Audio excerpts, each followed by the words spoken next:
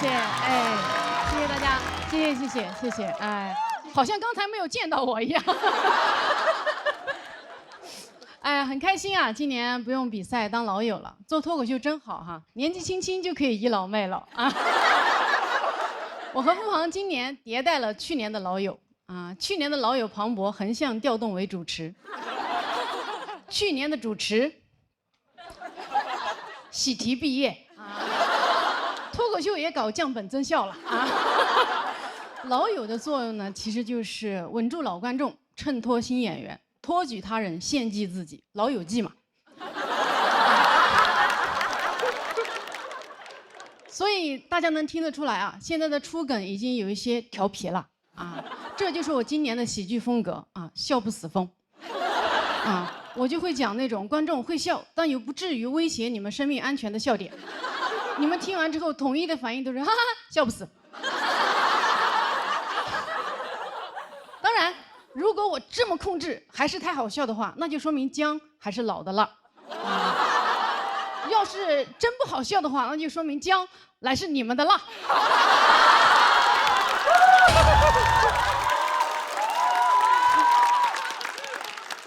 脱口秀比赛好啊！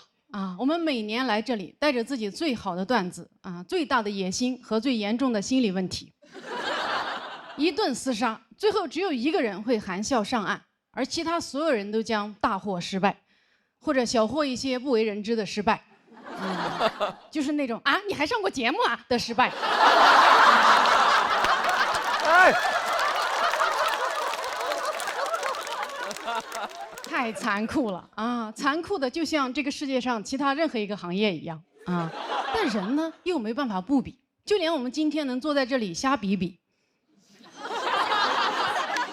那都源自于当年我们在爸妈的身体里拿了那次游泳比赛的冠军啊，那是我们第一次拼命。你当时游完了，上岸了，以为完事儿了，一抬头发现，哎，人生是铁人3万项。在羊水里的日子都是海选，一出生恭喜你获得了参赛资格啊！我第一次接触到看看别人家孩子这句话，当时我只有1秒大啊！我出生的体重5斤2两，隔壁床的孩子8斤4两。我妈当时看着我说：“咦，这孩子怎么缺斤少两的？”我爸说：“哎呦，是不是没生完？”除了跟别人家的孩子比哈，我是家里的2胎，从小我还得跟我哥哥比啊。小时候我家里所有人都会夸我哥，说这孩子聪明，就是调皮，夸我都是这孩子踏实，就是踏实。踏实这个词一听就脑子不太好使，并且小腿很粗的样子，确实是这样。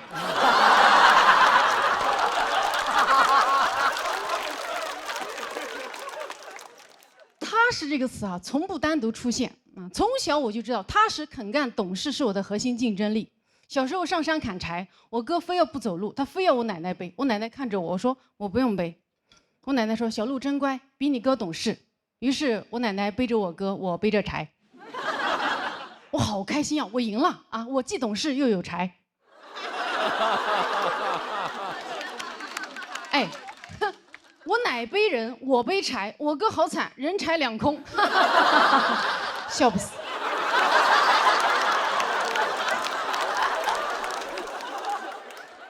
作为一个踏实孩子，我确实很肯干，但我今年在干完60场专场之后，我的嗓子失声了啊，说不出话了，跟今天的付航一样，被命运扼住了喉咙。我当然也没有这个备用的嗓子嘛，所以我只能取消了演出，在家闭麦了10天。那个感觉怎么说呢？无语了，大无语事件。我无语之后呢，我妈这辈子第一次对我进行了正面管教。她跟我说：“你不要再拼了，你已经很棒了。”哟，天哪！突然听到这句话，东亚小孩，我的天都塌了。哎，你已经很棒了，在我听来就是，虽然你没有获得更大的成就，但你这辈子就这样了。这是人说人的话吗？这不是我说我家狗的吗？啊，没有在沙发上尿尿，你已经很棒了，你才已经很棒了，你们全家都已经很棒了。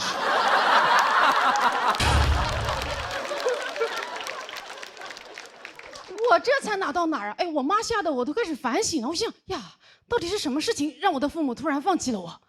是我哥突然出息了吗？也没有啊。我赶紧回复我妈，我说妈，我还可以更好的。我妈秒回我说也是。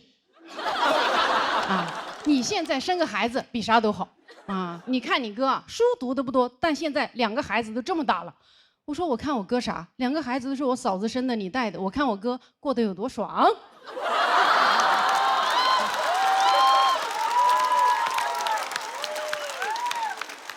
我妈说：“呀，这你跟你哥比啥？”哎，又不让比了。你发现啊，父母这个评判标准真的是说变就变。小时候跟你说好好读书比啥都强，现在跟你说生个孩子比啥都强。以前跟你说人这辈子得做点事儿出来，现在跟你说人这辈子得做个人出来。2个更好啊，3个最佳。我不是不想做人，我只是不喜欢别人教我做人啊。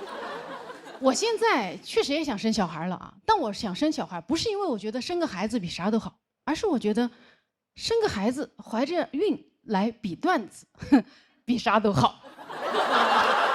哎，你想一下，如果我能怀着孕来比赛，那简直是喜剧之王炸，对吧？比好了是带球过人，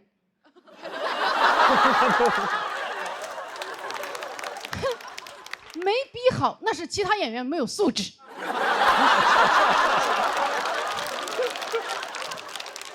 不给老弱病残孕让位啊！但是啊，我一直都没有怀孕啊，看来我的孩子不想为喜剧而生。我办的游泳比赛没有人下水啊！我现在突然意识到哈，怀孕本质上就是一场服从性测试，只有那种在娘胎里就想比的人才会出生啊！一出生就被比，所以叫 baby。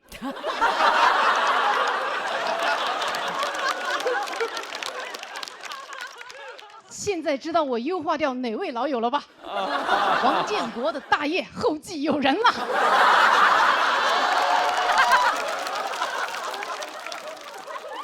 其实我今天想说的就是，生而为人，就说明你天生爱比啊，爱比不是病，想赢不丢人。你不是好胜心重了，你就是 DNA 动了啊！咱们爱比就多比啊，都别装不比哈，最烦装不比的人了。好，谢谢大家。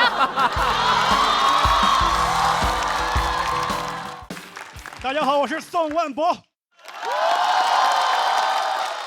今年我的人生取得了重大突破，我找到了女朋友。我是在交友软件上找到的。说实话，一开始有点犹豫，因为我一个朋友跟我说不要用那玩意儿，上面男男女女都可乱了，不是啥正经地方，你别下载。我下载了。使用感受怎么说呢？就一个男生啊，一个男生，如果你不是特别帅的话，你是感受不到乱的。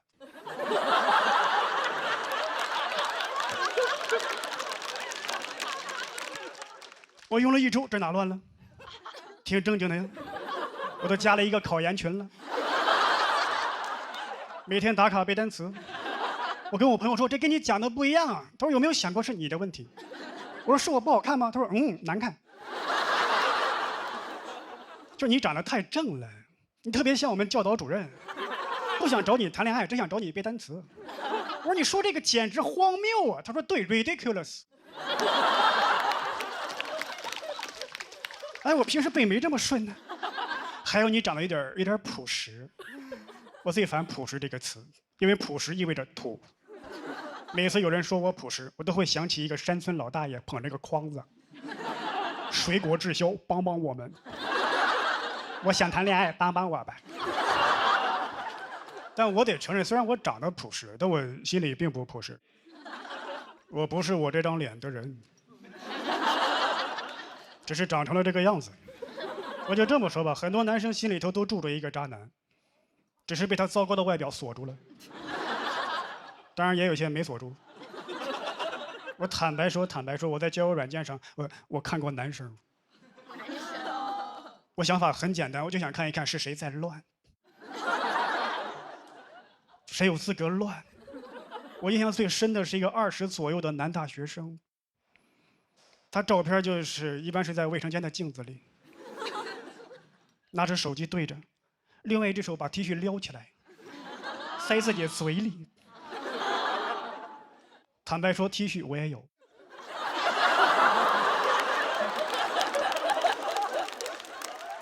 但我差的是 T 恤吗？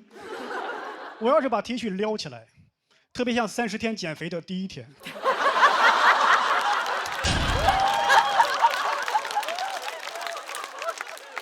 有些人会问，在交友软件上什么样的人会受到欢迎？长得帅的人。有什么疑问吗？长得帅的人，长得帅的人在哪都受到欢迎。我当过帅哥。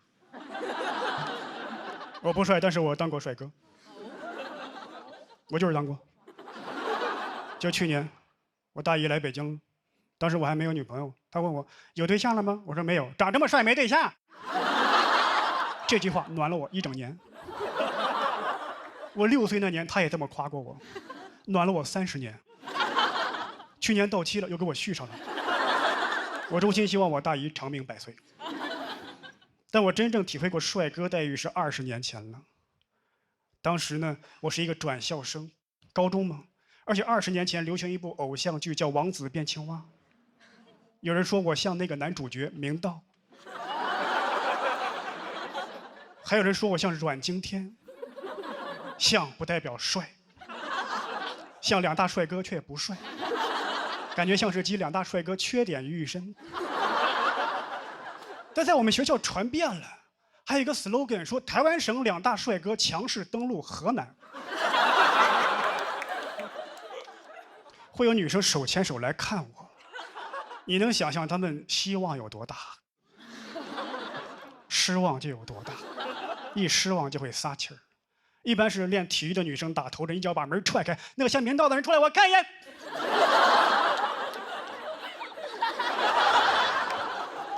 像个屁呀！我说不像明道，也不能像那个吧。这还只是轻度的，中度的一般发生在课间的时候。我喜欢趴桌上睡觉，更增添了神秘感。想象一下，转校生，教室的后排，课间喜欢睡觉，符合校园帅哥的一切设定，就差帅了。会有女生头从那窗户那都钻进来了，就他一瞪我看一眼，我看一眼，我看一眼，看。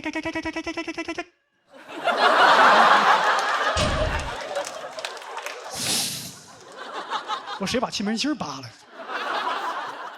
这还只是中度的，重度的一般发生在放学的路上。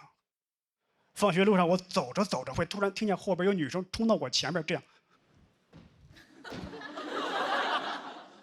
她的闺蜜，帅吗？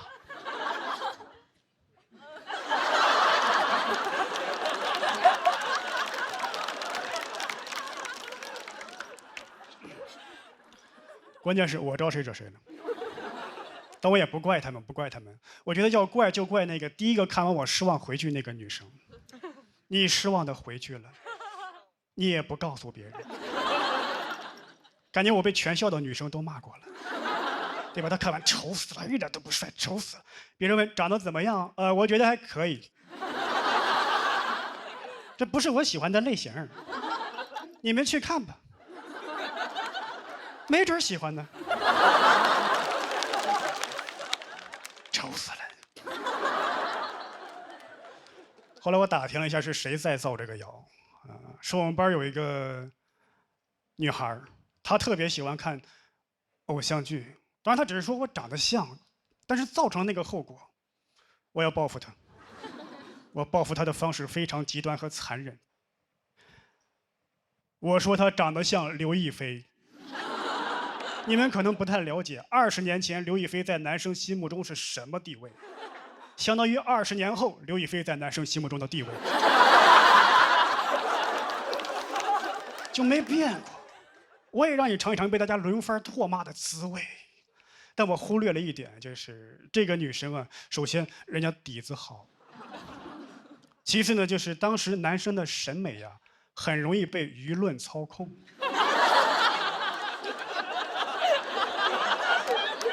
看着看着自己信了，还真有点像。还从此有一个新的谣言产生了，说高2 6班呀有一对金童玉女，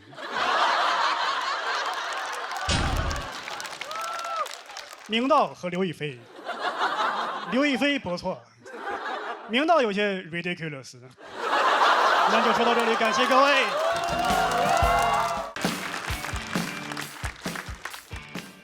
你们好，我叫徐指导。今年是我第一次参加节目。我来的时候选战队队长的时候，我选了一个我非常喜欢的演员当队长的第一志愿，就是刘洋教主。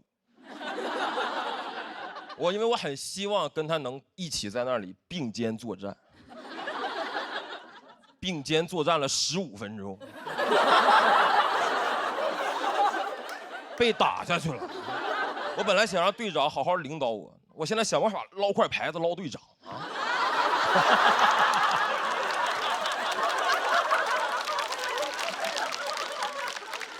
我从小是家里老人带大的啊，我对我的爷爷评价一直都挺高的。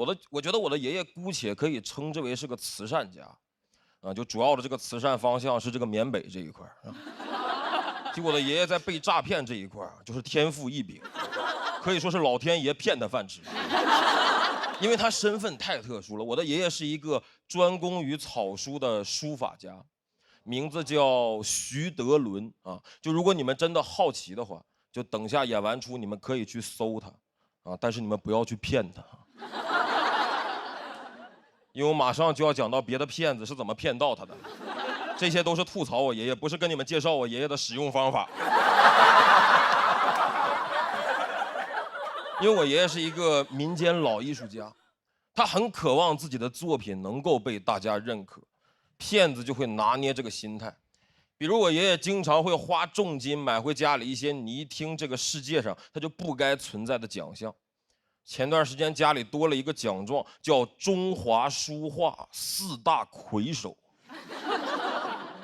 上面4个头像：徐悲鸿、张大千、齐白石、徐德伦。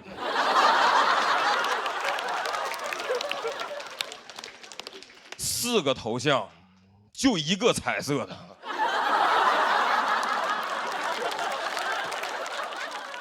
今年我过年回家，饭桌上我的爷爷非常开心，说一家人都回来了，想开瓶茅台。我说爷爷，咱们都自己家人，没有必要喝这么贵的。只见我爷爷大手一挥，掀开帘子，里面露出了一箱长得像茅台的酒。我说爷爷，咱可都自己家人，要不稍微喝点贵的。我爷爷拿出了其中1瓶假茅台，各位，我看了一眼那个假酒的包装，我就明白这个骗子有多么懂我爷爷。就那瓶假茅台的包装正面跟你们见过市面上的真茅台长得一模一样，完全正常。它的背面印刷着一整套的这个徐德伦草书作品。我说你俩啥时候联的名啊？我爷爷说刚开始合作。主要是人家对爷爷这个草书作品的认可，这1箱酒茅台12瓶，人家卖我328。我说这茅台2000块钱1瓶的酒，怎么印上德伦草书跟散白一个价了？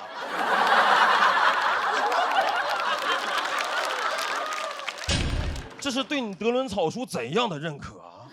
这德伦草书可太牛了，帮家人们把价格打下来了。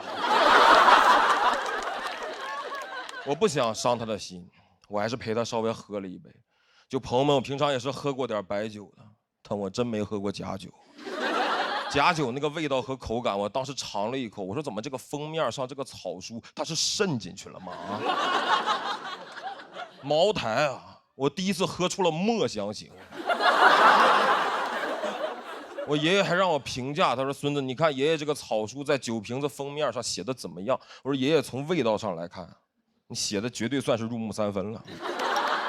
但是从内容上呢，我认为一个茅台品牌的酒啊，是不该允许你在上面写这个牧童遥指杏花村的。骗子是越来越猖獗。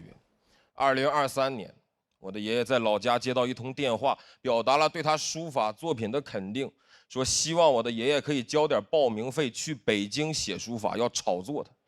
于是我的爷爷，一个退休30年、一辈子生活在辽宁省的一个传统东北体制内老干部，在自己84周岁那年，毅然决然决定北漂。我说我是听说人这个73、84有那么2道坎儿啊，但我没想到84这道坎儿能迈得这么的宏伟。就徐德伦先生在他84岁要迈的这道坎儿叫山海关。我当时还在北京读研，毕业季正在找工作，不是很顺利。我刚失败了一家单位的面试，我回学校的路上，我爷爷还给我打电话说：“孙子，那个爷爷在北京找了个工作。”我说：“你春招比我还顺利呢。”那个你毕业先不要着急找房子啊，我准备上北京跟你合租。我从老家多带几瓶酒过来，咱俩天天下班一块儿喝。我说有点分不清哪句话更吓人了。我从来没想过这么个结局。我从辽宁省我考来北京大城市，我好不容易找了工作落下来，然后跟爷爷合租，这是不是太绝望了？在大城市跟爷爷合租，在大城市我白天不是已经当过孙子了吗？啊！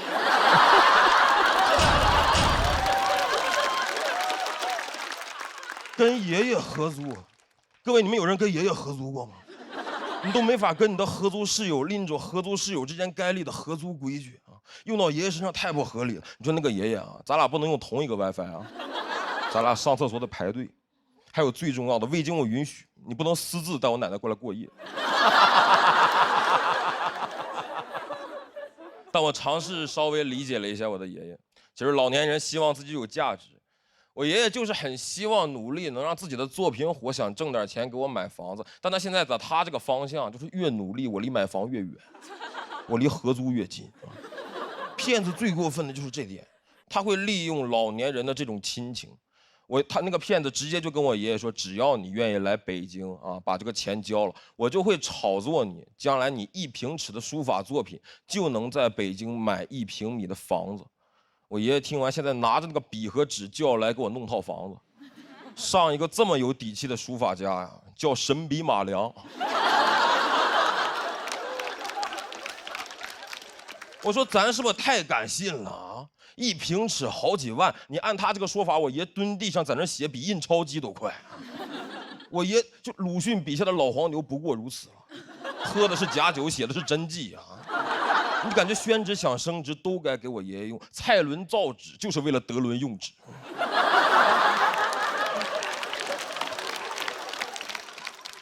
上周我跟我的爷爷说，我说有一个单口喜剧的节目找我，我下周准备去一趟上海，我准备带着你的名字上节目，争取咱爷俩起码火一个。我爷爷听完笑了，说你是不是叫人骗了？大家们，谢谢各位，谢谢你们。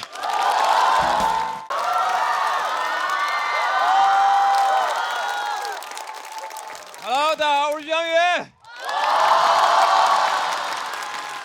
去年录完节目之后啊，我确实变化还挺多的。现在已经开始有亲戚找我办事儿了。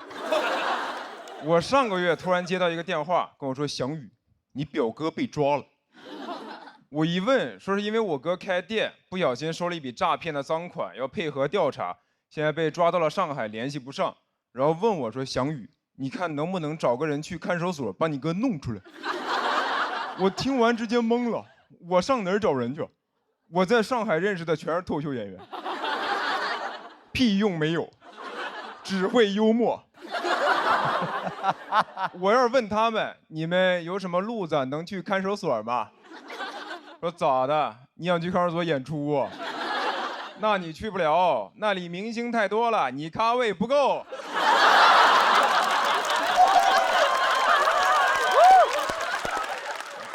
我实在不知道咋办，我就寻思帮我哥找个律师，但你也不知道上哪儿找，就打开了大众点评。哎，大众点评真的有很多律所，但那些好评你也不敢信，就跟饭店一样，很多好评一看就是刷的，说这家律所位置好找，不用排队，判的死刑立即就执行了。而且选择一多吧，你就会想找一个最划算的。我最后给我哥精挑细选了一家4.7分的律师事务所，团了一个3块9的刑事辩护套餐。现在想想真的荒谬，穷病乱投医呀！3块9的刑事辩护律师能干嘛呀？法官说无期，律师说行。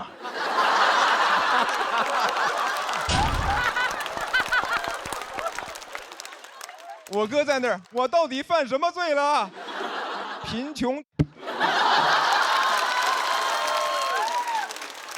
后来我哥当晚就放出来了，但这个事儿对我冲击特别大。就是我本来以为我能不用搞关系、找人情，靠自己就能生活下去，但其实我靠的就是啥事儿上网搜。你说亲戚问我翔宇，你在上海有人吗？我说我有人工智能，有问题找夸克。夸克 AI 超级框，啥都能回答，就是搜商高。亲戚说翔宇，你要不先搜搜怎么提高情商吧？其实从上大学开始，家里亲戚就会说，你出门在外，以后工作要靠人脉的，要多和那些比你厉害的人来往。但是比我厉害的人凭啥跟我来往？不都说人脉的本质是资源置换，人图我啥资源啊？图我网盘资源。我直接给爱奇艺 CEO 发私信，我有影视资源要跟你置换，我拉你进资源群，你让我进娱乐圈，感兴趣出来吃个饭，我还有海底捞大学生优惠。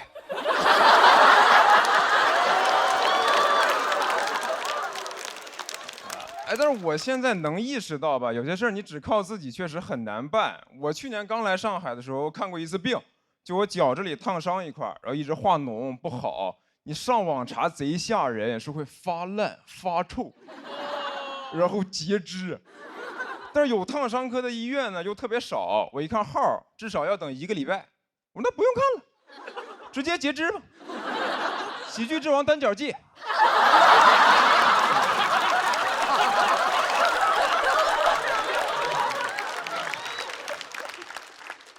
然后我找了半天，发现唯一能挂到的就只有那个特需门诊。他的意思就是你不用排队了，但是同样的医生，你直接挂50，特需门诊1000。我说，哎，这怎么医院还有迪士尼速通卡呢？我要不还是排队吧。我就发现人在财力有限的情况下，你哪怕是看病，也会下意识考虑性价比，就真的要钱不要命。身体的事儿不着急，啊，不就是排队排到死吗？至少能玩上1个项目吧，啊，飞越太平间。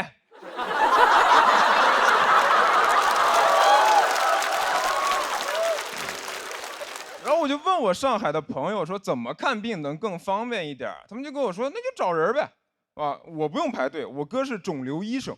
我说，那你天天得肿瘤？他说不是，我哥会带我去其他科室再找人。那医院也是小社会，能关照的地方肯定会优先亲友嘛。为啥是亲友优先呀？不应该是 IC 优先吗？以前也没人教我这些呀，我只知道学医救不了中国人，不知道学医能救自己人呢。难道医学生宣誓仪式的时候问咱们为什么献身医学？为家人谋福利。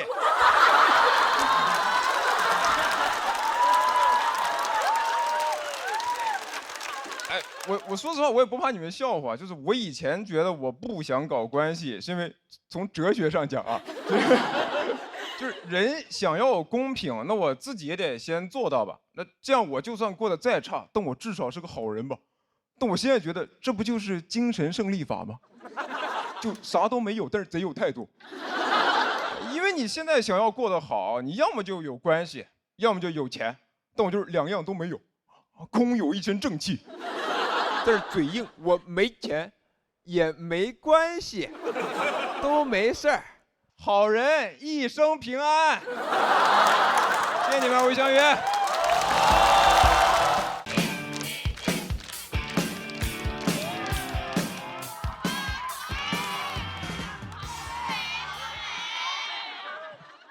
呀，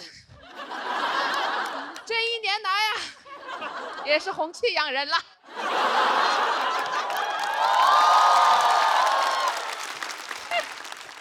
确实啊，今年又来了。我在去年的节目当中呢，就是表现出色。这个不是我自己说的，是我问了 AI。去年我上完节目之后呢，好多人夸我，还有人跟我说什么女孩子是世界上最美好的生物，女孩子都香香软软。我个人不太喜欢这种说法啊，因为我觉得我们女孩子是各种各样的，为什么一定要香香软软的，对吧？对啊，我们又不是什么法式小面包。但是直到最近，有一个零食品牌找我直播，当时真的没有忍住，我说我就是小面包，我香香软软，可能因为我太谄媚了吧，最后没有接到这个商务。上完节目之后呢，好多人说记住了我的自信，还有一些姐妹跟我说很羡慕我的天生自信。哪有人天生自信啊？咱们从来没有见过哪个医生在产检的时候指着那个 B 超单说：“哎呀，你这个小孩啊，先天性自信呐。”然后等这个小 baby 在产房里面出生的时候，他就做自己。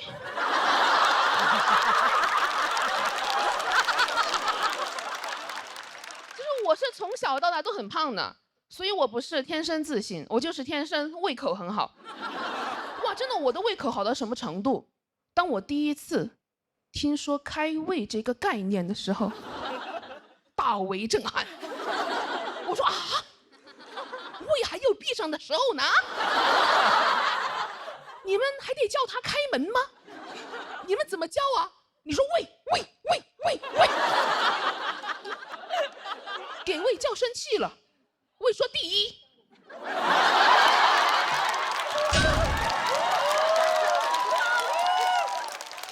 谢谢你们喜欢这个梗啊，这个确实是我今年写书最喜欢的一个梗啊，没有任何原因，就是荒谬啊。我以前其实都很自卑的，我最自卑的时候是青春期，因为初中的时候特别喜欢把班上最胖的女生和最胖的男生拉郎配。对吧？初中都禁止早恋，而我在包办早恋。我跟那个男生啊都没有说过几句话，我们两个人不敢，因为我们但凡有一点互动，其他人就你看，真是天造地设的一大堆呀。真的，现在回想起来，我们两个人当时特别像那种被强制营业的 CP， 我跟他都想解绑。但粉丝们不同意。我跟他想解绑有一个方法，就是有一个人呢要瘦下来，但我瘦不下来，所以他必须给我瘦下来。到后面我疯了，我看见他坐在那儿我就生气，我说你运动啊，你跑步啊，你再不跑我就追你了。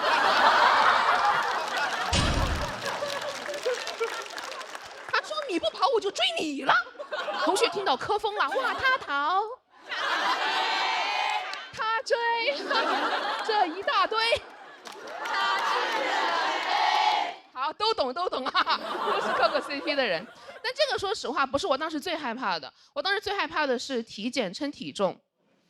都懂啊，因为我每次围着上那个体重秤啊，好多男生围过来起哄，那个场面万人空巷。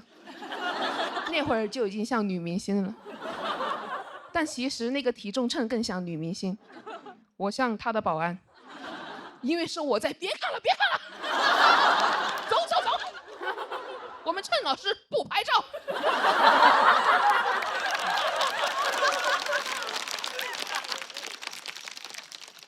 这就是我的青春，所以我当时真的看不了一点青春片，因为你们那些女主角啊，要么天生大美女，要么丑小鸭逆袭。一个能代入的都没有啊！你们看过《初恋这件小事》吧？对吧？它讲的就是女主为了男主一路逆袭的故事。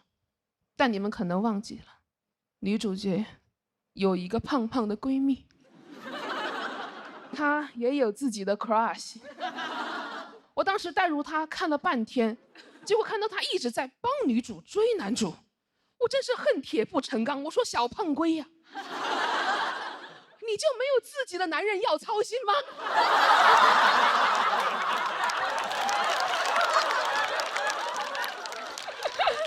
后来那个女主角啊，她不是丑小鸭逆袭变得很漂亮了吗？好多男生都很喜欢她，结果小胖龟还是黑黑土土的。我当时真的很生气，我说我们不是闺蜜吗？你美白不叫我，学化妆不叫我，哦，吃饭你倒是叫我了。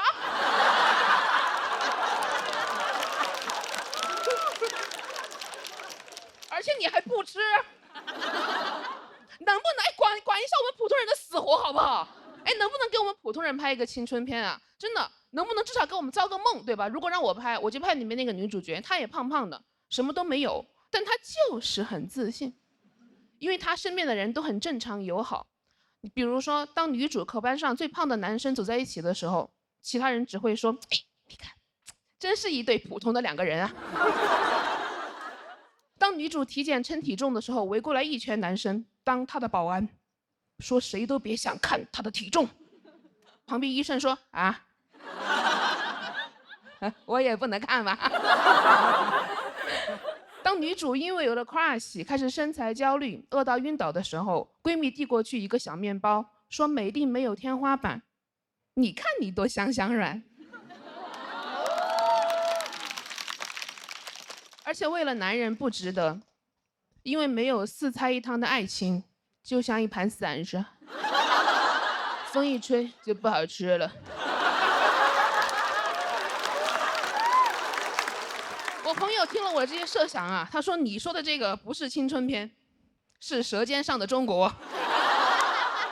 不得不承认啊，姐妹们，目前的环境催生不出来这样的青春片，所以真的，如果你们觉得自己不够自信，你就装。你们别管，你先装他一个疗程的。如果你实在不会装，你现在在兜里装一个 vivo S30。等一下，哇 ，Live Photo 神器，拍出鲜活的自己，好好看看你们自己到底有多美好。事实证明，谄媚是可以接到商务的。而且我们仔细想，你装自信没有任何损失，哪怕有人过来问你说你凭什么那么自信呢？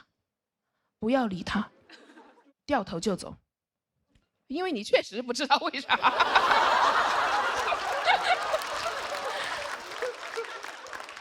就像我也不知道以前为什么要自卑一样。谢谢你们。谢谢，谢谢，谢谢。大家好，我叫小海，谢谢。我是一个兼职脱口秀演员，我现在业余时间还有一份全职工作。我在我们公司是总监。对。在公司基本就属于中层。还有一个老板，一个下属，没有同事。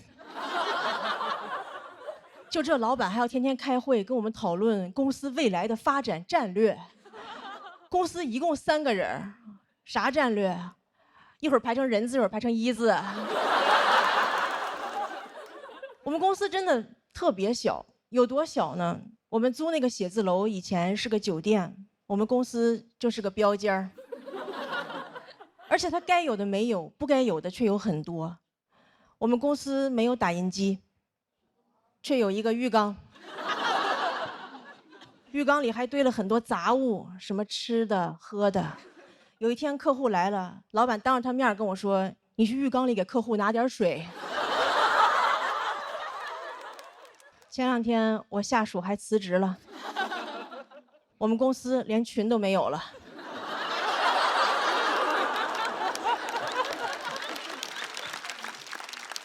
现在经常有人问我：“你说脱口秀不怕老板知道吗？”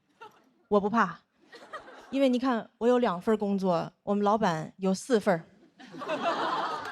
一个公司2个人6份工作，我们公司就业率300%。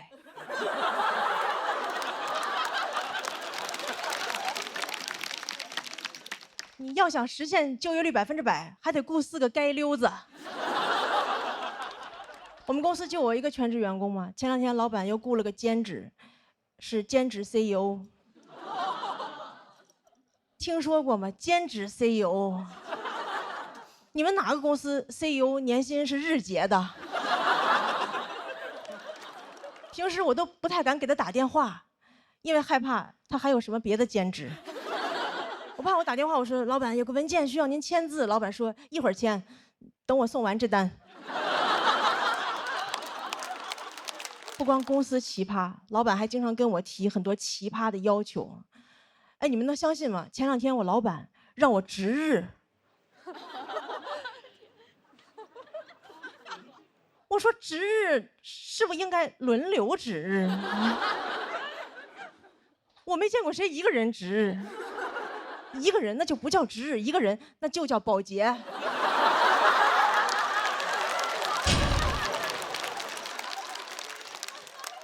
我现在都害怕，我以后去面试，人家问我有什么工作经验，我说打扫过标间儿。就经常跟我提很多奇葩的要求。前2天又跟我说，你以后每个月要读一本书。哎，你们发现没有？老板只有在这种没有用的事上跟你提的要求才特别清晰，正经工作上的事根本就说不清到底让你干啥。你看，每个月读一本书，非常清晰可量化，然后一到工作就跟你说，把这个弄一下，把这个弄一下啊。朋友们，你真的很难听到人类说一句话，主谓宾都不知道是啥。是把这个弄一下，谁弄一下？把哪个弄一下？什么叫弄一下啊？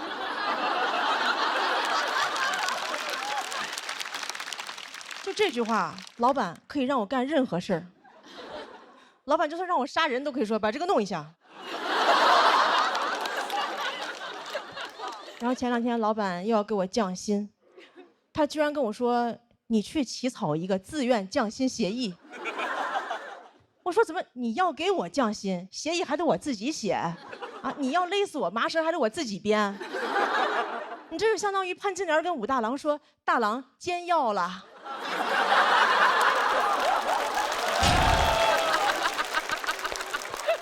而且什么叫自愿降薪啊？我可太愿意降薪了，我都是想找老板谈话。我说老板，我来公司这么久，也该给我降薪了吧？现在好几个猎头联系我，他们给的比你少多了。我可太愿意降薪了，我过生日许愿都是升职降薪。我看网上有人发帖又降薪了，我赶紧在下边接。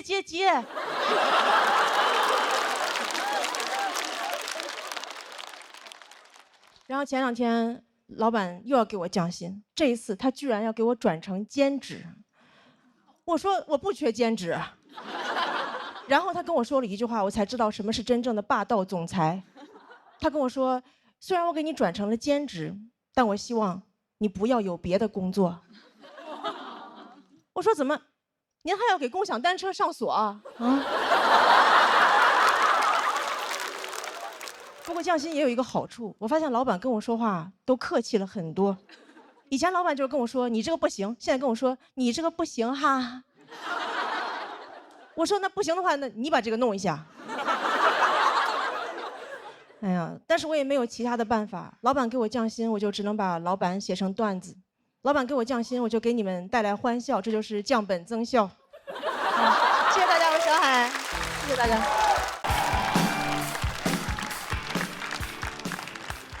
大家好，我是陈明飞啊，我现在是一个大学生啊，今年大2，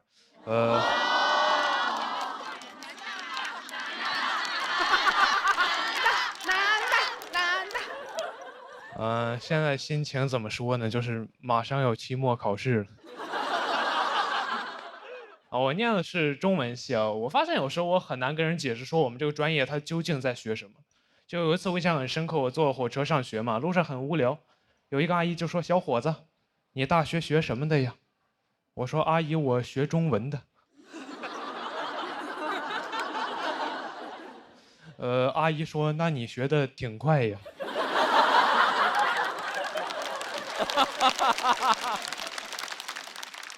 我说：“阿姨，我是中国人啊。”我在我们专业，说实话，待的没有说特别适应啊，因为我们专业是一个就是女生比较多、男生比较少的一个专业。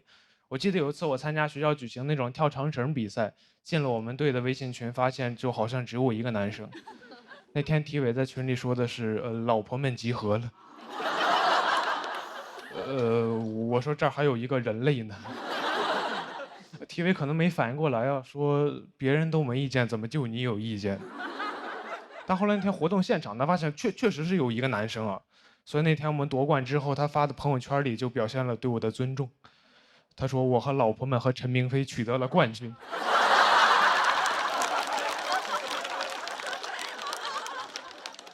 感觉我像他们养的一条狗。我念中文系就是想学习写作，写一点真正好的一点作品。但上了大学之后，老师跟我说，一个作家想写出那种真正好的作品，应该要先过30-40年苦日子。我说这是不是有点太久了？哎，你说我万一好不容易熬了20多年苦日子，然后突然死了，那我这辈子不全是苦日子吗？就是你不要跟我提什么卧薪尝胆的勾践，我知道这个听着很励志，但我觉得他励志就是因为勾践当年成功了。他要是尝了3年胆被夫差灭国，那他在历史上就是一个沉迷尝胆。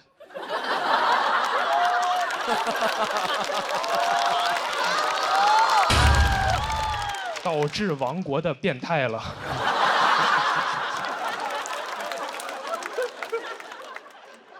不过我还是一个比较实际的人啊，我也焦虑过，说我真正能写出好作品之前怎么赚钱养活自己。我甚至考虑过转专业，但我后来转念一想，自己在老家有一群爱看霸道总裁爱上我的朋友，我心想这群傻帽的钱哥们还是能挣的。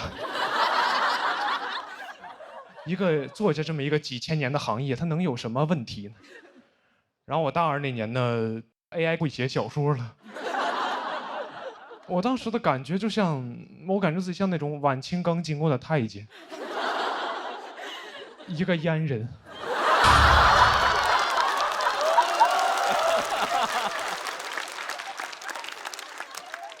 就是我准备工作刚做完，发现行业消失了。我当时感觉自己被时代所欺骗了，因为我印象很深刻，我报志愿那会儿，全网都在告诉我，文艺就是人类面对 AI 的最后一道防线。我说怎么2年就被打爆了？你 AI 用的不是 C 语言吗？怎么先把汉语言取代了？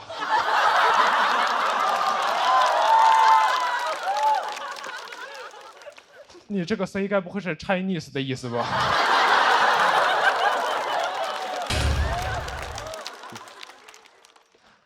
我很痛苦啊！我去问做 AI 的朋友，我说你跟我说实话就行，我们做这种行业会不会被 AI 取代掉？我朋友跟我说以后说不好，但现在不会，因为 AI 刚开始学写作，它短期内比不上你。我说这怎么可能安慰到我？我也刚开始学写作呀。我跟 AI 同时开始，你猜我俩谁学得快一点？该不会是我吧？很难受啊！我去年年底参加了一个大学生的短诗创作比赛，发现有个赛道已经叫 AI 赛道了，要求我们的作品展现出那种人机协同的美感。我说人机协同，我小时候不是管这玩意儿叫作弊吗？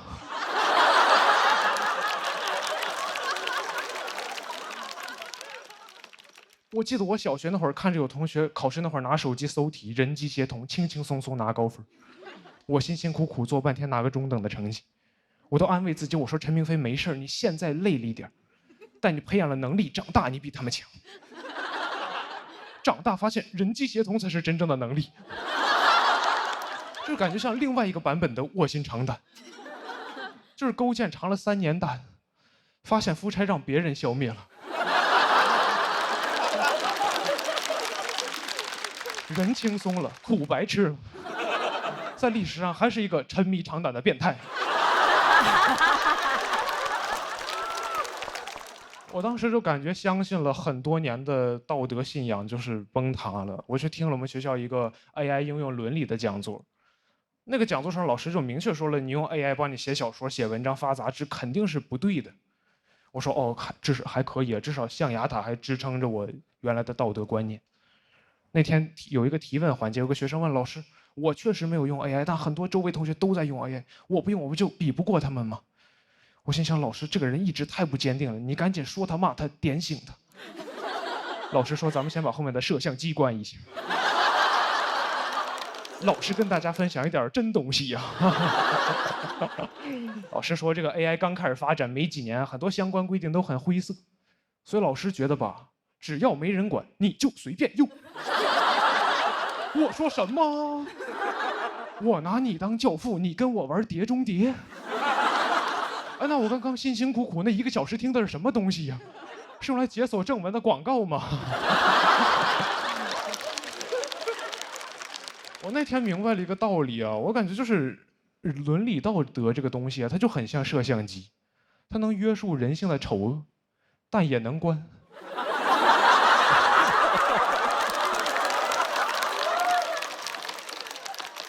我现在感觉自己就是，我明白 AI 是好东西，我知道它这时代在进步，科技在发展，历史的车轮滚滚向前，但我不在车上。我感觉我像那种电车难题里被捆在铁轨上的那个胖子，就只不过时代的电车不会遇到难题，就可能有列车员通过监控看到说列车长前面好像有点人，咱要不要停下来等等他？列车长说就那么几个人，你把摄像机关上不就好了吗？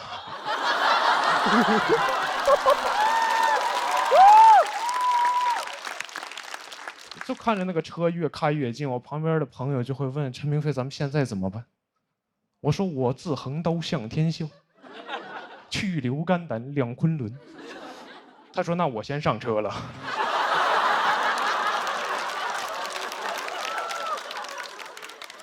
人越来越少，我看着电车过来，我也很害怕。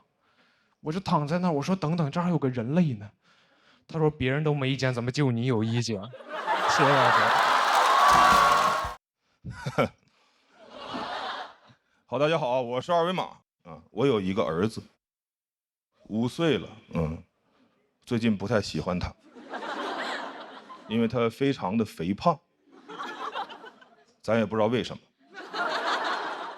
啊，你们挺道德感挺差，你们啊。哎，我这样想啊，朋友们，不是我胖，我儿子就活该得胖。我胖是因为我有不良的饮食习惯，而我对我儿子的饲养非常的科学。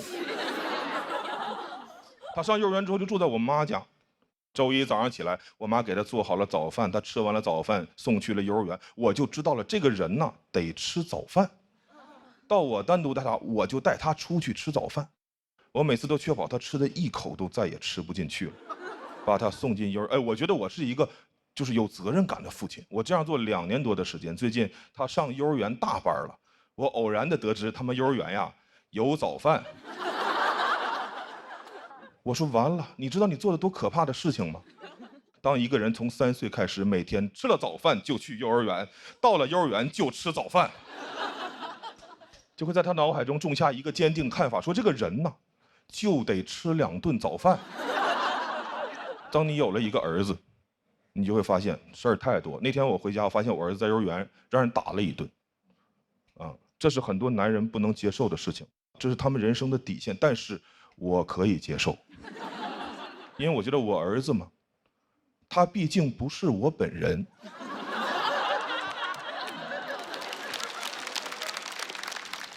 别人打我本人，那是我不能接受的事情。但打我的儿子，对我来说只不过是一个令我难以接受的事情。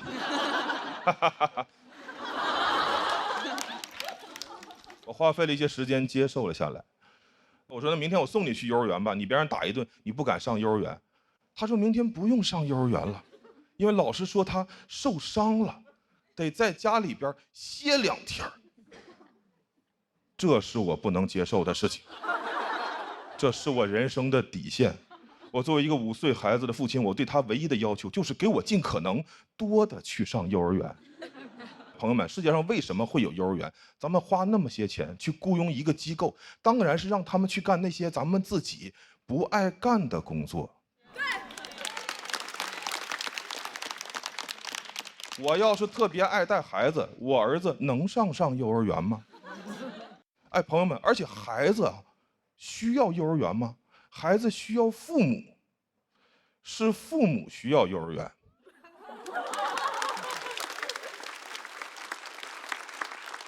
现在幼儿园太膨胀了，没事就给你打电话，来个电话说冯先生，您儿子在我们幼儿园有点流鼻涕了。我说那回家就不流了呀啊！哎，我想不通啊，幼儿园为什么会觉得我就急需一个流鼻涕的孩子呢？我要是能选择，我会让我儿子把他一辈子的鼻涕都给我留在幼儿园。晚上回家的时候，还给我一个鼻腔干燥的儿子。在其他的消费活动中，商户是不敢对咱们如此无礼的。我送一件衣服去干洗，他不可能洗吧给我打电话说冯先生，您这个衣服洗呀丢颗扣子，你快拿回去吧，再洗就没有扣子了啊！不可能，他得把我的扣子找到缝回衣服上，洗好了我拿家来，这是他们收了钱应该提供的服务。幼儿园也是一样，我理想中的情况是幼儿园给我打电话说冯先生，您儿子在我们幼儿园有点流鼻涕了。我说好，那如果我儿子下午的时候止住了鼻涕，他晚上就能回家。如果他下午没有止住，您就得给我一直带。幼儿园那边的麻爪的说什么？您儿子流鼻涕流得很严重，我说我送去时候可不流啊。我送去时候是一个好孩子，是你把他玩坏的，你就要负责修理。幼儿园那边还想狡辩，我直接就把电话一按，电话卡拿出来掰了，家里边房子一卖，让幼儿园再也无法得到我的音讯。园长这几年得带着我儿子求医问药，把他恢复正常了。同样的是，就同时间，我在我自己家小区楼下吃完了晚饭，拉着我女儿的手，饭后散步，会偶遇同小区的家长，他们会问我说：“哎，冯先生，您儿子呢？”我说：“我呀，没有这个东西。”谢谢大家，讲到这儿，谢谢大家，我是二维码。大家好，我叫贾德玉，我现在在读博。我在新加坡读博读了很多年，现在已经是第6年了。6年的时间全部投入在一个项目上，最后论文能不能发表也不知道，就感觉读博真的很像赌博。建议大家不要轻易去东南亚做任何事情，校园区域也是一种园区。我的专业是人工智能，就爱听这一声。人工智能和人的智能不一样，因为人工是 man-made， 而人是 woman-made。我妈妈不知道我每天在干什么，我就给她解释嘛。人工智能的其中一个方向是教人工智能学人，并且在一些场景下装人。说完我也觉得挺困惑的，我们人类不是可以直接造人吗？为什么还要先造一个人工智能，再让它装人？人造人不如人造人造人工人。我妈也不理解，她说你读博读了这么多年，就是为了造一个假人。你要是去造人，1年就出来了。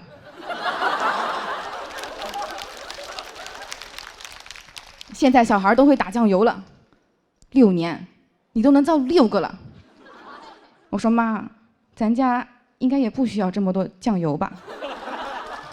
而且生产人性价比确实有点低，养孩子6岁就打个酱油，养人工智能就不一样了。DeepSeek 1岁就能做逻辑推理，语数科技的机器人3岁就能上春晚，人工智能从出生那一刻起就可以为我打工赚钱了，反正也没有未成年人工智能保护法。我觉得我的想法这么奇怪，主要的责任在于我妈。用人工智能的话来说，就是我的开发者。有人说我爸也有责任，我爸他只是提供了一点训练数据，而且他的训练数据里面还有许多脏数据。他一次提供几千万条、几百万条，有用的就1条。我们有一门课教人工智能，在这个课上，老师用人工智能布置作业，学生用人工智能写作业。老师知道之后，又开发了一个新的人工智能，检查学生的作业是不是人工智能代写的。那这个过程中，人类发挥了什么作用？人类卷死了2个人工智能，人工智能都懵了，你们人类究竟为什么这么卷啊？他们硅基生物哪懂我们碳基生物啊？我们碳基生物 DNA 就是卷的，双螺旋结构。好在人工智能也不总是智能。那天我问 ChatGPT，1/3加1/5等于几？他说1/8。仔细一想，倒也正常，毕竟 ChatGPT 是美国人发明的。后来我也去问了 DeepSeek， 他每次都能答对。相比于 ChatGPT，DeepSeek 训练过程中多了一个强化学习的环节，就是让他去刷题，做对了加分，做错了扣分，他就学得很好。真是棍棒底下出 AI 呀！妥妥的东亚式 AI。虽然没有问过，但我感觉 DeepSeek 配得感应该不高吧。也不知道 ChatGPT 回家会不会挨骂呀？看看别人家的 AI， 再看看你，你现在不好好学习，以后怎么进爱奇艺这样的大公司啊？我把这个内容发给 DeepSeek， 问他建议，他说知识点太多，笑点太少。我说我相信喜单的观众，他说呵呵，还是你们人类会做人啊。我说那你来加点笑点吧，他就在我的文本中添加了一对括号，括号此处全场爆发了雷鸣般的掌声。谢谢大家，我是贾德玉。大家好，我是史岩我们家有一个小孩，就只有一个小孩。我跟我老公都是独生子女我们是有独生子女光荣证的人。就是我们要这个孩子的时候吧，当时就以为独生子女这个事儿必须得传承下去，所以当时要完这个孩子，直接就给他也办了一个独生子女光荣证，然后做了一个节育手术，带了一个小环儿，跟大家解释一下是节育，不是绝育不是小猫小狗那个就是全切了嘛，他那没了我这个还保留了我的花花肠子好像这个世界上就是很神圣的事儿，一般来说都用一个小环代替。你看你结婚的时候戴个钻戒是吧？就是一生只能爱一个人。然后你戴上这个小环之后呢，就是一生只能生一个人。但是戴之前我确实是非常害怕，因为你不知道他是怎么操作的嘛。但是戴完之后，明显感觉自己有点不一样了。当时我从那个手术室往外走的时候，我突然发现我不再需要为这个事儿负责任了，好像突然拥有了一些男生的权利。你甚至可以用这个东西反制他。将来有一天他问我，他说怎么怀孕了呢？我也可以跟他说，我说不能啊，不能是我的呀，我带了。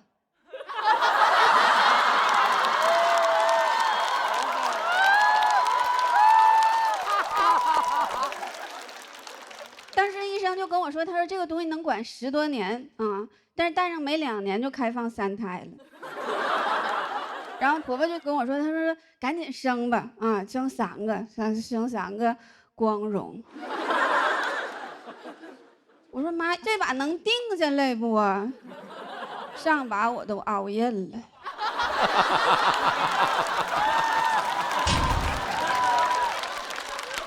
但是我也不是没心动过，因为之前有的政策确实是挺好。去年有一个银行推出了一个优惠，叫生育贷款，不知道你们听过没有？它啥意思呢？就是凡是生2个或者是3个孩子的家庭，它可以给你提供一些这个生活上的贷款。真的，我当时看见这个新闻的时候，我说这个银行是骗小孩呢吧？啊，是骗小孩呢，还是骗小孩呢？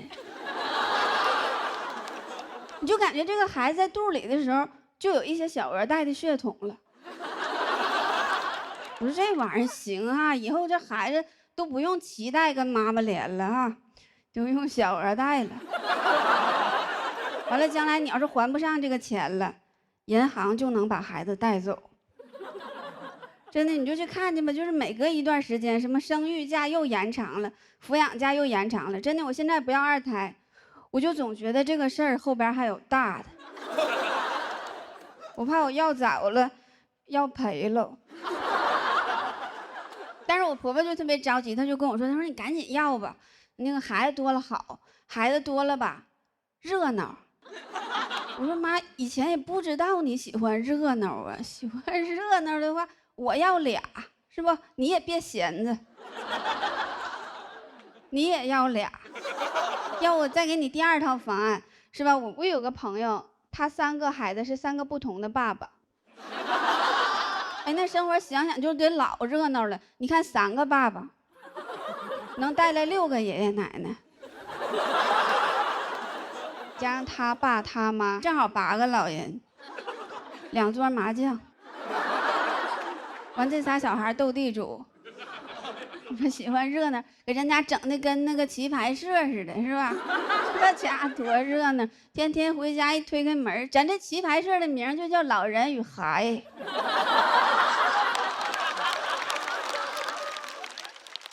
真的，反正我不知道别人，就对于我来说，你让2个人整3孩子，我就觉得压力实在是太大了。但是如果每一个孩子都能有一个他自己的爸爸的话，我就合计学习上我就不用太操心，是吧？那上补课班还用我亲自跟着去吗？爸爸们自己就开始卷了。哎，你说我儿子比人大那些，咋不如人家呢？都一个妈生的。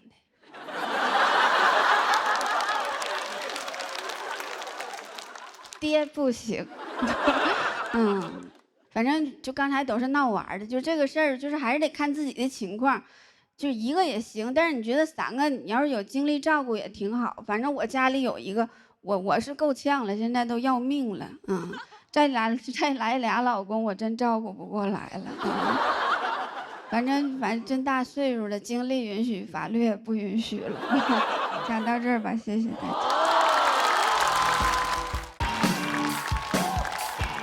大家好，我是大老王。哎，大家好。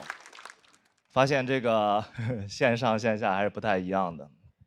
这个线下演砸一场演出，你只要卸载小某书2天，你的人生就重新开始了。线上也太长尾了，总有那种看得特别慢的朋友。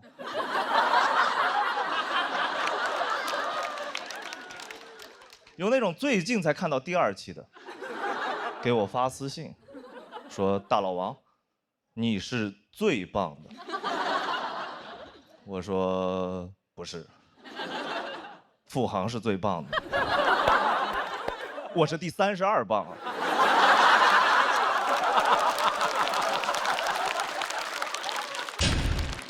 你没有朋友吗？没人给你剧透吗？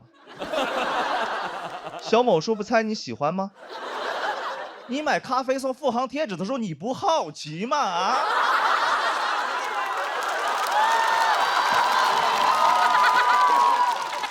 啊？为什么不送大老王的贴纸呢？还有追着骂的，你知道吗？追着骂的说你太尬了，找个班上吧。什么逻辑，家人们？什么逻辑啊？脱口秀讲不好，工作就能干得好？你是不是对工作要求有点太低了？我工作能力更差呢，我干不了那个，才干的这个呀。我上班一些最基本的东西其实都干不好，早高峰都干不明白，早高峰有点太累了。我是觉得早高峰就是一天最累的工作，就不能先工作后早高峰吗？而且早高峰没人开心，对吧？基本上是一天心情最差的时候。我说你叫什么早高峰啊？你就应该叫早低谷。早高峰没人开心，但换句话说哈，你要在早高峰看到人开心，你不害怕吗？整个地铁人，所有人都觉得有哥们在那当啷当当当当，搞这些。你感觉他背着小书包就去炸单位了，你知道吗？到了公司，老板不在，一顿乱炸，基层互炸。老板来了，懵了，人呢？哦，优化完成了。我不理解早高峰，原因是早高峰的目标叫打卡，打卡又是我认为21世纪最抽象的发明，对吧？这玩意儿太有意思了。你看啊，人到了公司，没打卡不算到，对吧？人没到公司，打卡了算到。怎么定义存在？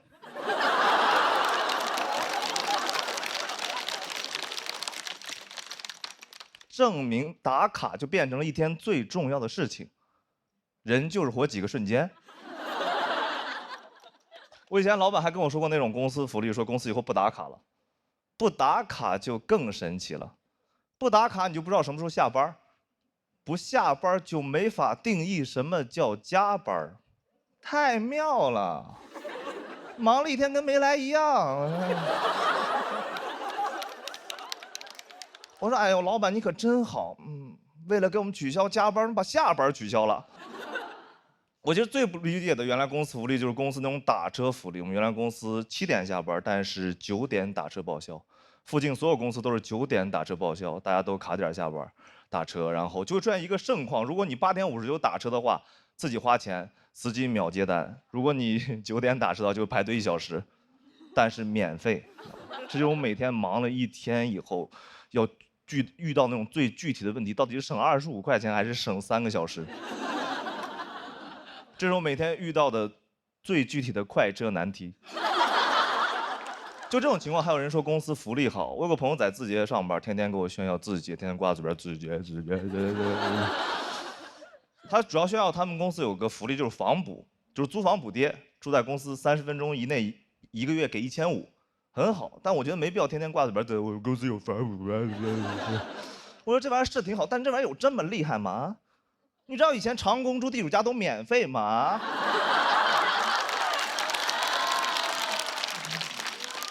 主要是你爱公司，对吧？你有没有想过公司是怎么称呼你的，对吧？公司对员工有个统称，叫官方的说法叫人力资源。听听朋友们听这个词多吓人，你是资源，风力资源、水利资源、人力资源。我那朋友还挺开心，说资源那不挺好呢？我是资源。我说好。你是煤，你是矿，你是电，你是光，你是唯一的神话，行了吧？啊！我觉得大家真的对公司的要求有点太低了。我前两天看新闻，毛泽东说要给外卖员交5险1金，所有评论都说是良心企业。我说真的吗？啊？要给员工交5险1金，那不是合法企业吗？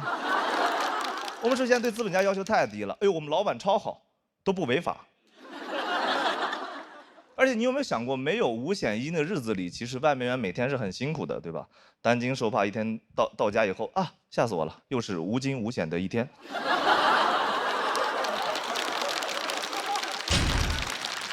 朋友们，我聊这些是因为我不上班，你能理解吧？我站着说话不腰疼，好吧？别听进去的，明天上班就疯了啊！大家不要上。别整好吧，不要！我能说这些是因为我从那里面出来了，我可以说这些。我在公司的话，能晚到半小时，我是一定会晚到半小时的，我是一定的。如果能有1500的房补，我是必须到手的。这就是我的英雄主义。这是我认为我的英雄主义，就是每个普通人的英雄主义，就是在你加班到每个普通人英雄主义，就是在你加班，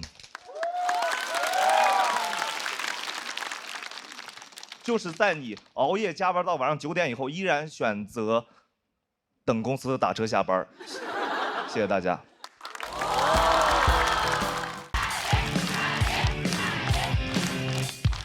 大家好，我是彩玲。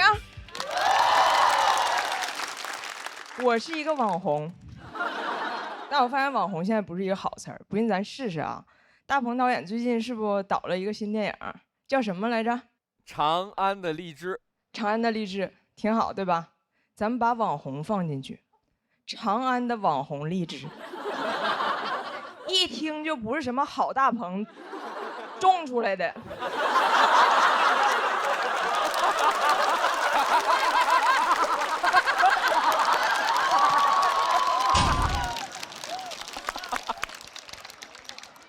哎呀，但是我就是一个网红，所以每次我参加活动，主持人介绍我的时候，就会非常煞费苦心。张彩玲，大胖媳妇儿的媳妇儿，互联网超高人气女老铁。我心想，这还不如网红呢。还有一次更夸张，主持人说：“欢迎张彩玲，跨国家庭幽默短剧创始人。”我老公听完吓一跳，谁撞死人了？我说我撞死你汉语老师了。因为网红不好听，现在很多人管我们叫博主。博主就是你发的博，你是他的主人，你的职业叫博主。如果这么定义职场，那财务叫财主，全职带娃叫妈祖，东北公务员都叫关东煮。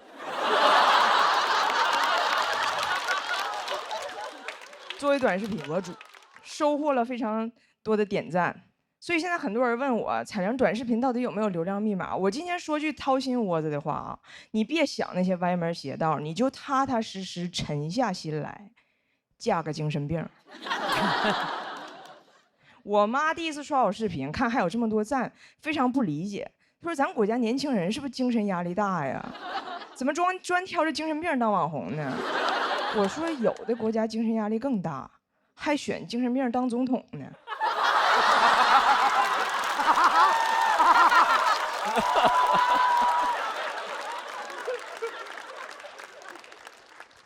做短视频之后，我也成了个精神病。不知道你们听没听过？我以前说过一个事儿，就是讲我这个外国老公第一次来中国上蹲便不会蹲，我还得教他。对，我教他，我说双腿弯曲，重心下沉到极致。他一个努力跪下了，然后怕弄脏，把衣服一件件都脱了挂门上了。看着他这厕所上的一丝不挂啊，这要搁以前我早发火了，现在我想早发早火了。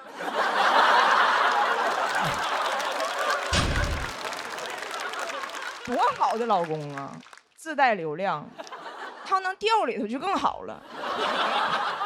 每次我发我这个外国老公干了什么傻事儿，流量就很好，这感觉太让人上瘾了。我每天就刷那个点赞，除了赞我啥都看不见，看见赞我就兴奋，我成了一匹赞狼。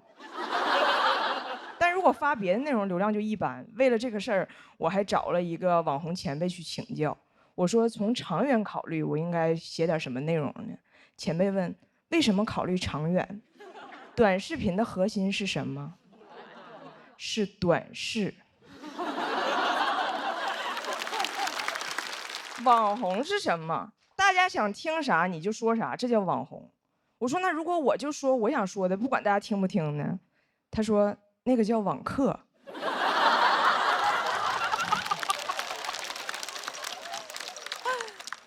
前辈说网红的优点就是流量大，号说火就火；网红的缺点是寿命短，号说封就封。哎，听完他那番话，每次我听到那个卫生巾广告，我都感觉非常恐惧。不管流量多大，都能瞬间消失。我流量最好的一条视频是讲我的儿子，他叫张拿铁，啊，他作为一个混血宝宝，居然不会说英语，还被双语幼儿园给拒收了。这个视频让我涨了很多新粉儿。我正乐呢，前不久张拿铁突然开始说英语了，塌房了。祸不单行，茅房传喜讯，我老公会蹲了。听着儿子英语发音准确无误，看着老公在厕所蹲得稳如泰山，我心想这日子没法过了。哎，你们这么正常，我发啥呀？是你们自我成长的时候吗？你说一个好好的外国小孩，怎么还说上外国话了呢？我这个号起号就是靠老天爷赐我精神病，现在流量来了，精神病怎么还擅自痊愈了呢？我觉得王菲春晚那首歌就是给我唱的，世界赠予我，也赠予我，赠我一场病，慢痊愈摇风铃，他俩痊愈谁疯了？铃。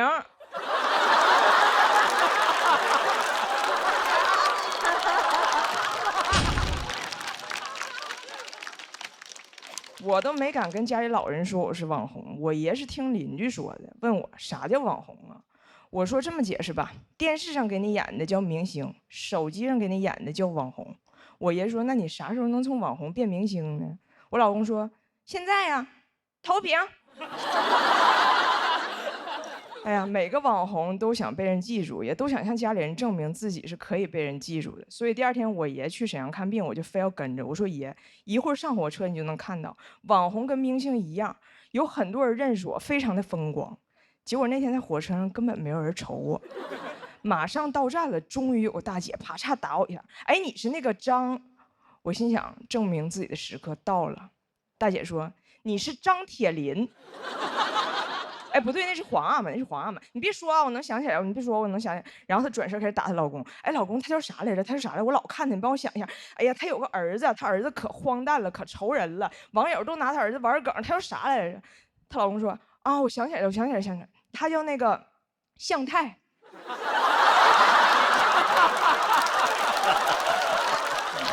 我是彩玲，谢谢大家。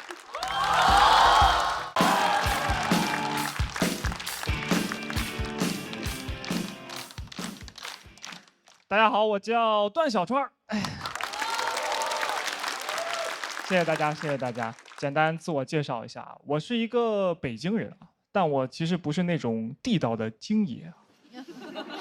对，因为我父母是山西人嘛，但是我很喜欢假装自己是那种地道的京爷，所以每次别人说我听起来不像北京人的时候，我都会跟他说，嘿，要不您再仔细听听呢？所以一直以来，我不太确定自己到底算是一个新北京人，还其实是一个真山西人啊。那天就跟朋友聊，他就跟我说：“小川，你是更喜欢吃北京菜，还是更喜欢吃山西菜？你更喜欢吃哪儿的菜，你就可以更理直气壮地说你是哪里人的。”我说我都不喜欢吃，我从小呢就只喜欢吃鸡翅。他说：“那你是个新奥尔良人呐。”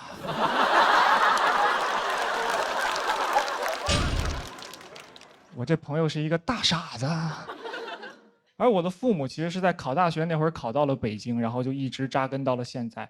想跟大家介绍一下我的父母啊，因为我觉得我父母其实和这个传统家庭里父母的分工不太一样。就我妈其实是传统家庭里父亲的那个角色，主要负责赚钱养家和糊口。然后我爸呢，就是传统家庭里面儿子的那个角色。对，他主要负责花我妈的钱，吃我妈的饭，时不时再气一气我妈。我们家表面上看上去一家三口啊，实际上单亲妈妈带俩娃。每次出门我都说这是我妈，这是我大哥。我大哥总爱跟我玩一个男生间很爱玩的游戏，叫爸爸。但我妈其实是在国企上班，我爸是老师啊，都不是什么暴利的行业。但是我爸就是会挣的比我妈少很多。时间长了，你就感觉家里两个男的，哇，我跟我爸，一个啃老，一个啃老婆，他们都快退休了。我爸刚参加工作的时候是在一所排名倒数的高中教语文啊，30年过去了，我爸现在的工作呢是在一所排名倒数的高中教语文。30年过去了，他还在河东，莫欺少年穷。但我爸至死是少年呢。人别的老师教书那是桃李满天下，我爸教书那就是灵活就业人员满天下。他虽然是教语文的，但这30年他从来没有辅导过我语文。小时候不懂事还挺生气的，你现在想想，这可能也是一种父爱的体现吧。相比我爸在他事业上的躺平跟不努力，我妈这些年真的很努力，也攒了不少钱。去年有一天，我妈就过来跟我说，她说：“儿子，我在北京给你买房了，写的你的名字。”我的反应也是这样，我说妈，哇！当时嗡的一下，脑子里第一反应，我的天哪，我妈肯定是腐败了呀。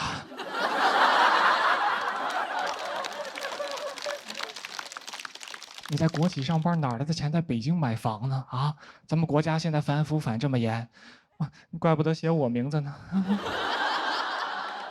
我说要不还是写我大哥名字吧，我的人生才刚刚开始。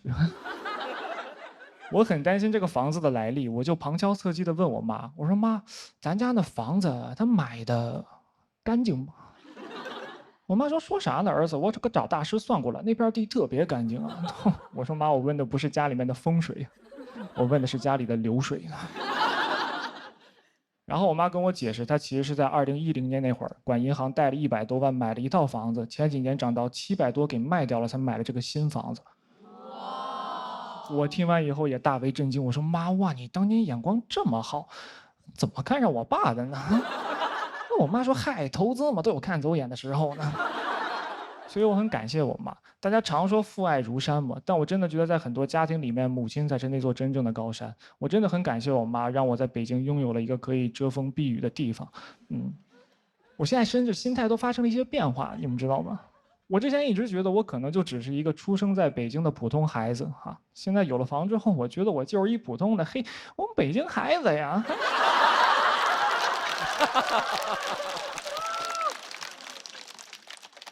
就讲到这儿吧，有点不好意思了哈，因为爷们儿要脸呢。谢谢大家，我是郑小川。大家好，还有后面的朋友们，大家好。我是庞颖啊，我是一个辩手。我一个辩手为什么要来蹭脱口秀呢？因为奇葩说停办了。打辩论的问题啊，是特别难赚钱。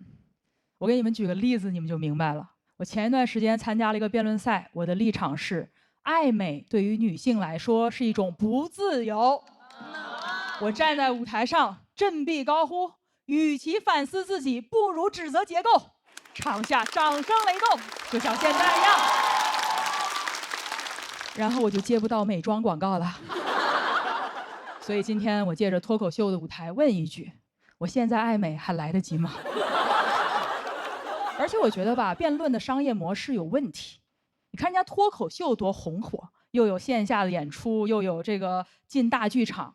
我觉得辩论应该跟脱口秀多学习。所以呢，我就去问我的朋友，我说：哎，下班之后要不要跟我去大剧场看辩论呀？然后我朋友就跟我说：你看我像苏格拉底吗？我上了1天班了，什么正方对反方对，在我心里只有甲方对。就我辩论有了一点名气之后呢，我爸的那些狐朋狗友就开始在他耳边说3道4。我要是有闺女呀，我才不让她去打辩论，咄咄逼人，抛头露面，会嫁不出去。我说那好办啊，我娶一个进来不就得了吗？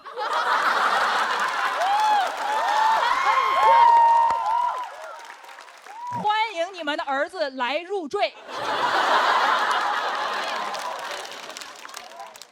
但是当着这些叔叔大爷啊，我什么都没说。不是我怂，因为听我反驳，那可是另外的价格。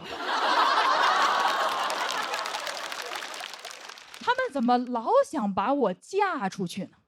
每天就是嫁嫁嫁，我又不是一匹马。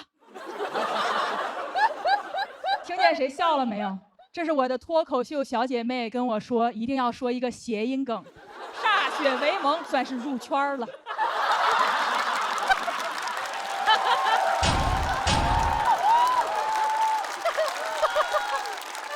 干得好！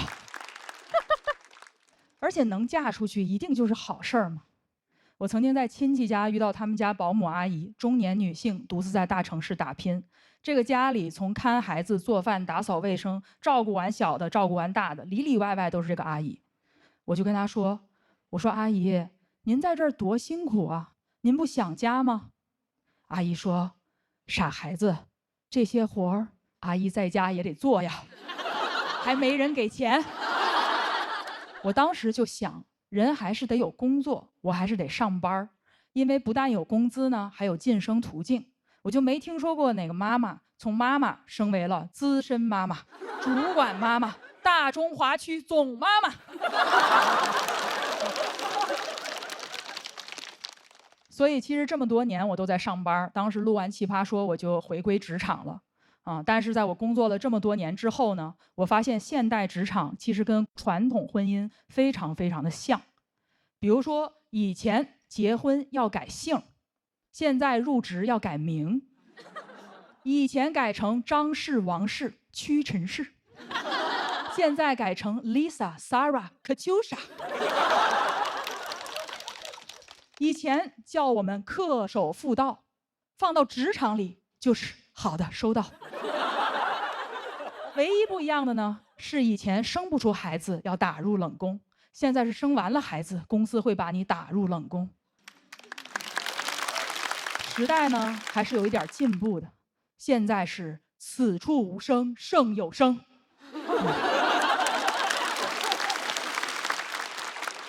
以前媒婆找的是生育价值，现在 HR 找的是剩余价值。时代进步了吗？没有啊，这两个词用英语写出来都没差别，好吗？都是生育价值。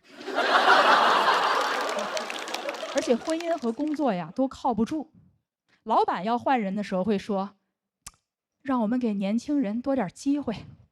老公想换人的时候可不会这么说，他会直接这么做。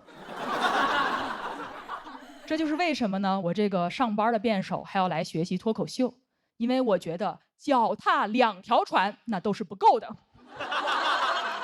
这个世界上呢，根本没有上岸这回事儿，我们脚踏的船多了，它就连成了岸。一份工作很可能会背叛我，3份工作很难同时背叛我啊。这就叫一条 ship 比不上2条 ship，2条 ship 比不上 open relationship。